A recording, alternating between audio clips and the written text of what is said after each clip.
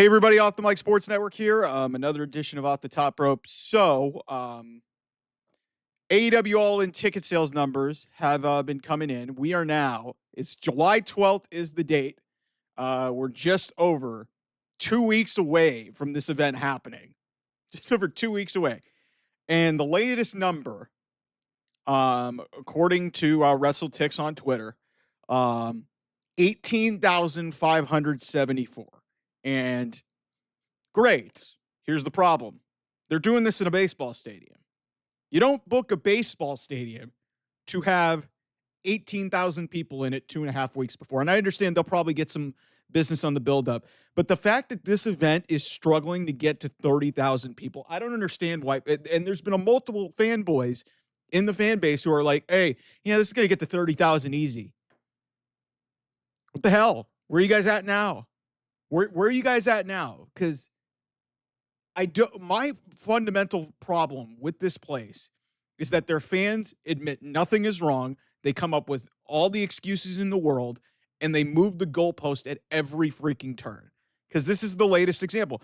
The total seats on the map, according to this venue, 42,000.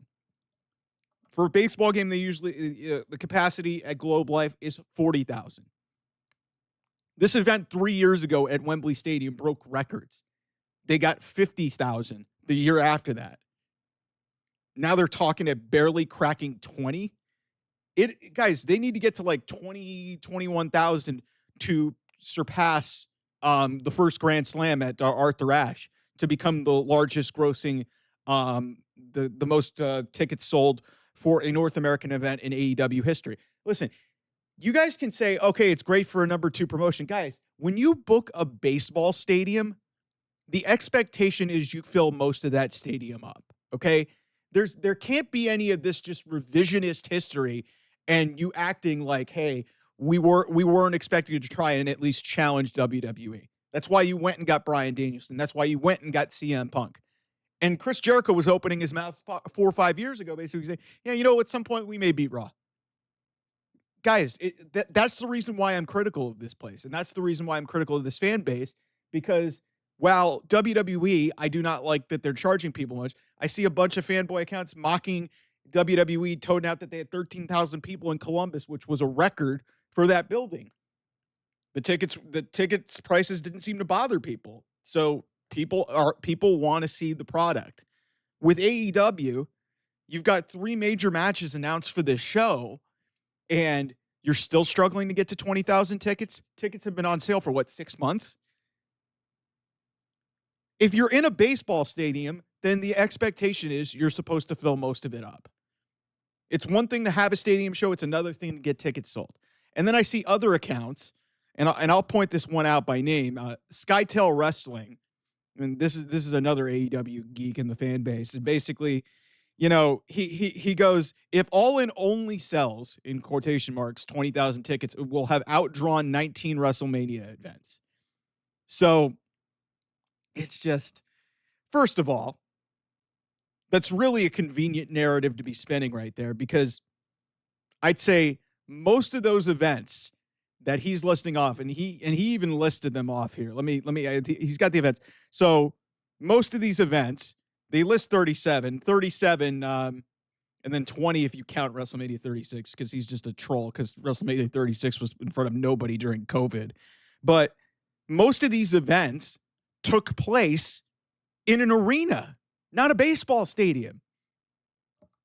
Because if you book a stadium, you are expecting more people to be here.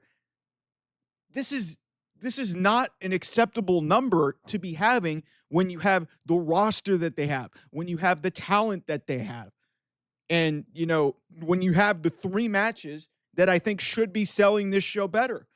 The fact that you're not even at 19,000 tickets with just over 14 days before this show goes live tells me that there is a huge disconnect in what AEW is thinking and what the average person is thinking. And this is, like, you guys will say, where would Mike be without AEW? Guys, my frustration, because despite what y'all may think, I want this place to do well, because I like the fact that there is an alternative. I like the fact that there is another place for people to go work.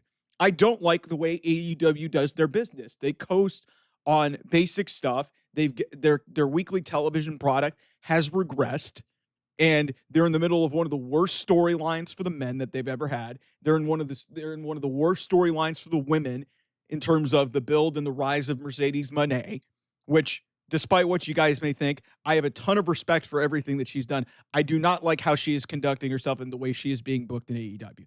That is the thing that people keep misrepresenting about me. So, but considering the levels of talent that this roster has and the 3 matches that they have on this show, you'd think that they'd be really close to 30,000 by now. Kenny Omega and Kazuchika Okada, that is a dream match, one of the great matches and the great rivalries of all time. We're still not at 20,000 tickets. You've got 2 like pretty damn good women's and men's world championship matches. They just announced Casino Gauntlets, which will be interesting, and maybe we could discuss that, how that result could play out at Globe Life. But if you're one of these people who's trying to justify the ticket sales that are going on with this event, and then in the same breath you're trying to mock WWE for charging way too much, like, I don't like it, but they're selling tickets. You guys are selling tickets cheaper. You're in a baseball stadium for your biggest event of the year, your WrestleMania. You've got multiple big-time matches on this show, and yet you still haven't surpassed your number from 4 years ago when you went to Arthur Ashe Stadium. This should have been cleared weeks ago. Should have been cleared weeks ago. If not, when Okada and Omega was announced 2 weeks ago, this should have set ticket sales off the wazoo. And I think they were at 15. Now they're up to 18, which, okay, cool. And they'll probably get to somewhere, I would say, around in the 25 range, I think would be a fair assumption to see if they can get there. If they can't clear 25, that's a problem. To me, 25 is the minimum expectation. And to me, that's still a disappointment because they should be able to get to 30,000 tickets for this event. It's the biggest show that they do all year. It's the biggest event that they have ever done in North America. I don't care if you've been on the map for 6 years, 6 weeks, whatever. If you book a baseball stadium with the roster that you have, that AEW has, you should be selling more tickets than this for a big-time pay-per-view event that this is. And don't give me the excuse that, hey, they're outdrawing WrestleMania.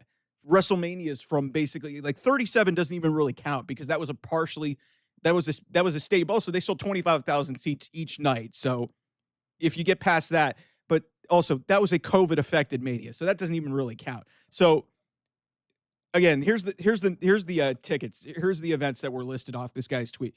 1, 2, 4, 5, 7, 9, 10, 11, 12, 13, 14, 15, 16, 20, and 22. And also 21. Because 21, I think, he didn't even list 21 because 21 was at Staples Center, the now Crypto.com arena. So I just helped out that tweet. But that's not the point here. The point is, all of those events were held in arenas. You should be outdrawing those. And that's not even a fair assessment because you're in a baseball stadium. Those are in basketball arenas. What makes me so mad about this fan base and what makes me so mad and doing these segments for you guys is the fact that nobody is willing to change and say, hey, this doesn't look right for our best event. Why can't we do better? I want them to do better. And also, some of their booking is not great. But this is a big indicator to me among TV ratings, and you guys try to flag other things in terms of, TV ratings when they're good, but you only selectively pick that, or ticket sales when you have an event that does really well. What about this? I told you guys the number. The tickets on the map there, I don't know how it's going to look, but at least you should probably be able to get to 30,000. That should be a bare minimum expectation.